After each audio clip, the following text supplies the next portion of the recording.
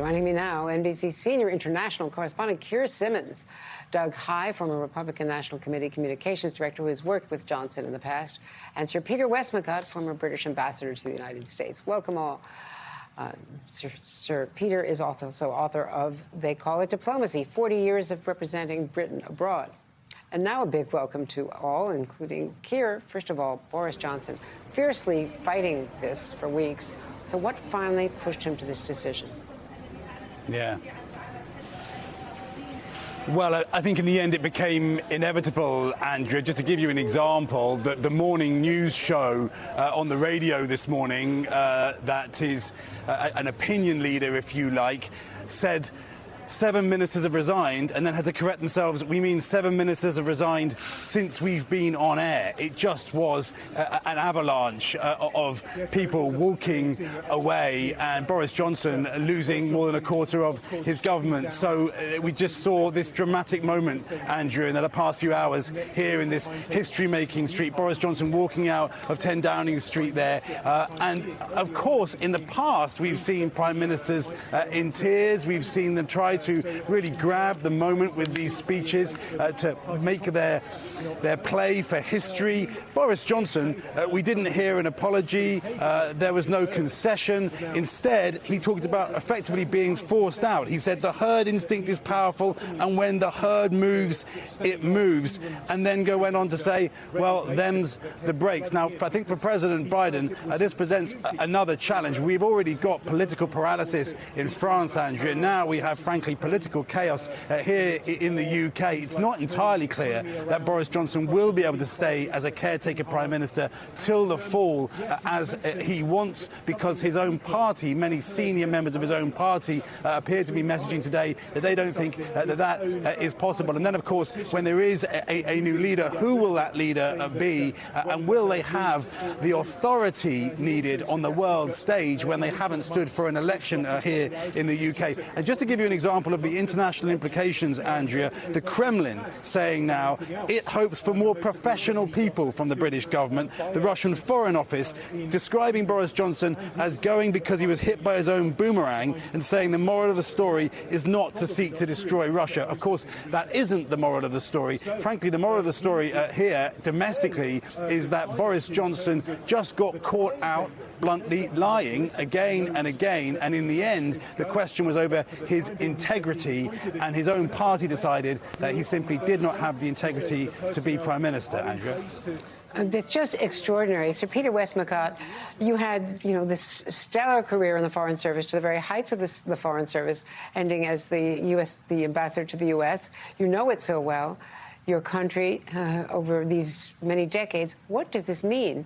Because the UK was the strongest ally of the U.S. in the war in Ukraine against Russia, the special relationship and all of that.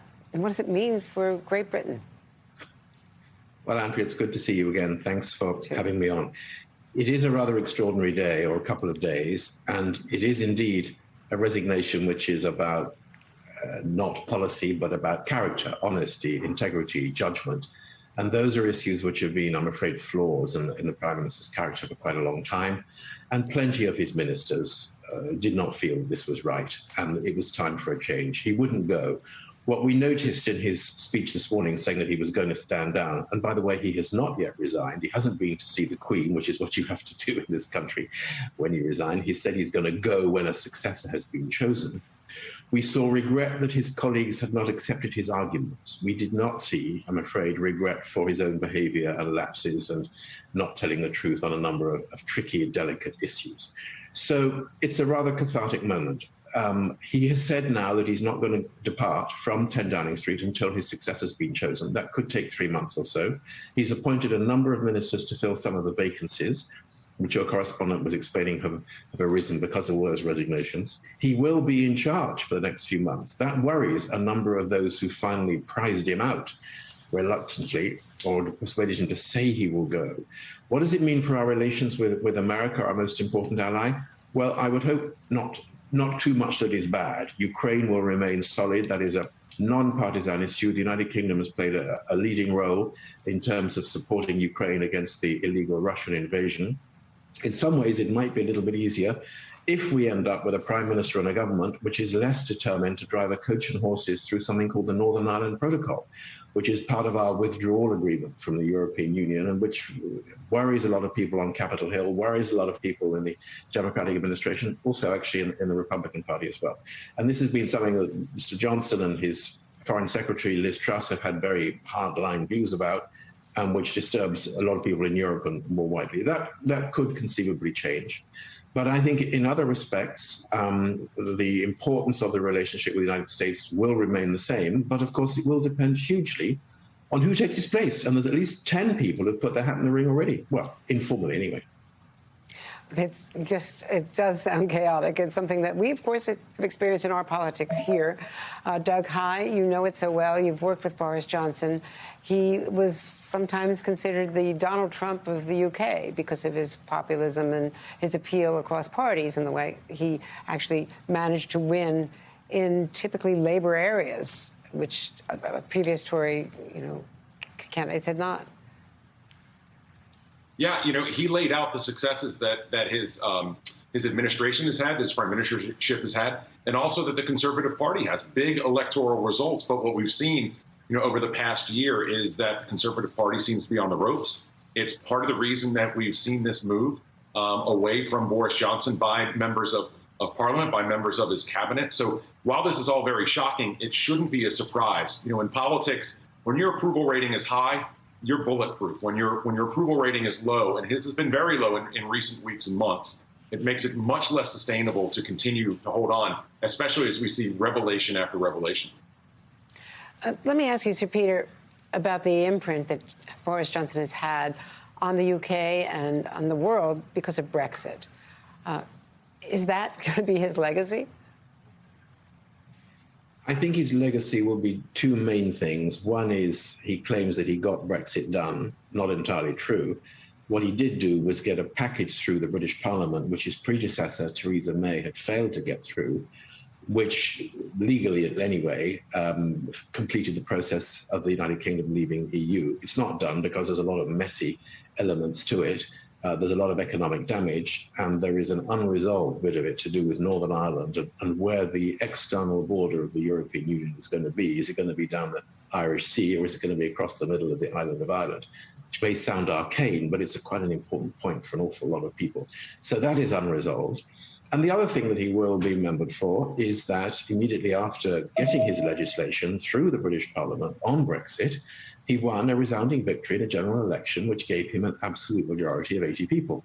Now, he was lucky in that he was running against the most unpopular leader of the opposition Britain has seen for donkey's years, that is to say, Jeremy Corbyn, the extreme left-winger. And he was on a wave of enthusiasm because people really were sick and tired of Brexit being out there and unresolved after the June 2016 referendum. But those, I think, are the two main achievements. But then when the history books are written, they will say this is a man who presided over administration which really had forgotten how to tell the truth, which systematically lied, which did not show integrity, which treated people badly, which made a lot of bad judgments and all that. But I guess on the positive side of it, the one other thing I should say is that I think on Ukraine, on foreign policy, which of course has been a very welcome distraction from his domestic political woes, the Prime Minister has shown leadership, and Britain was there early on providing anti-tank weapons and military training to the Ukrainians ever since the initial invasion, if you like, of Eastern Donbass in 2014. So I think that'll be a tick in the box for him. Good judgment on foreign policy in that area. But as we know, sometimes doing your thing on the world stage is a little less complicated than sorting out domestic politics. Yes, we've seen that with our American presidents as well. Keir Simmons, and of course, Boris Johnson was the first major foreign leader, allied foreign leader, to go to Kyiv and to walk, down the streets of Kyiv when it was considered quite risky, politically risky and, dangerously risky. Keir, your thoughts today? You're covering, this enormous story, both there and here, and the implications of it. That's right, Andrew, and I was listening to you talk with your guest there about Ukraine, and of course, remember that Boris Johnson is a long-time student of Churchill, so he will have naturally, in his DNA, if you like, kind of understood how to address a wartime situation in Europe, if you like. He would have, in some ways, and clearly it's a crisis in Europe, but there would have been a certain part of him that would have been reveling in that. He would have understood the importance of symbolism, of going despite the attacks on Kyiv. All of that stuff he was clearly extremely good at. And in a way, what he what he is and what he has been is a politician that was fantastic at the theatrics, at the political theatre. He didn't mind embarrassing himself, even if it looked kind of clumsy and cumbersome, because he knew it got attention and people kind of found it somewhat kind of attractive, endearing. The trouble is, of course, he embarrassed himself so much in this building behind me